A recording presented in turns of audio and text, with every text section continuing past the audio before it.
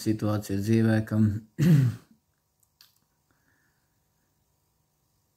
cilvēks ir dusmīgs uz sevi par savām kļūdām, ko pieļāvis, un tāpēc turpina sevi graust, vainot sevi. Tā kā visu laiku sev tā kā urdīt un brauc ar mašīnu, trolejbusā, autobusā, brauc visu laiku, tā doma sevi vainošanas ir galvā, bet laiks ir pagājis un neko vairs nevar labot, un tad šādos momentos, ja mēs nemākam izdomāt laika mašīnu, tad mēs varam paceļot savā zemapziņā un paskatīties racionāli uz to lietu. Varbūt, ka tomēr tur bija kāds racionālais grauds un piedot sev, piedot citiem cilvēkiem un saprast, ka mēs nevarējām rīkoties savādāk, pārrakstīt emocijas zemapziņā, lai saprastu, ka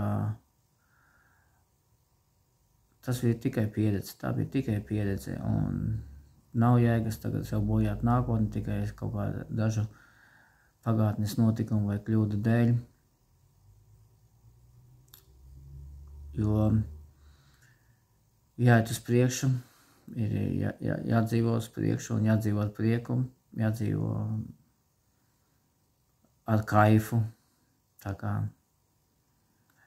Un, jā, un to visu var izdarīt zemapziņas pārrakstīšanas seansos. Ja gribi dzīvot ar pilnu krūti, neskatoties uz to, kādos sūdos esi bijis, tad neskatoties ne uz ko, neskatoties, lai ko tu būtu izdarījis, vienalga. Mēs varam pārrakstīt tavu attieksmi, lai atkal tu spētu dzīvot, lai atkal pieceltos kājās. Mans e-pasts ir vienkārši meistars.mednis@gmail.com. Tepat arī aprakstā, pieraksties un mainīsim dzīvi, lai arī kāda pagātne mums būtu bijusi, bet tam nav nozīmes. Mums jādzīvo šodienai. Pieraksties uz bezmaksas konsultāciju un aidā jaunā dzīvē.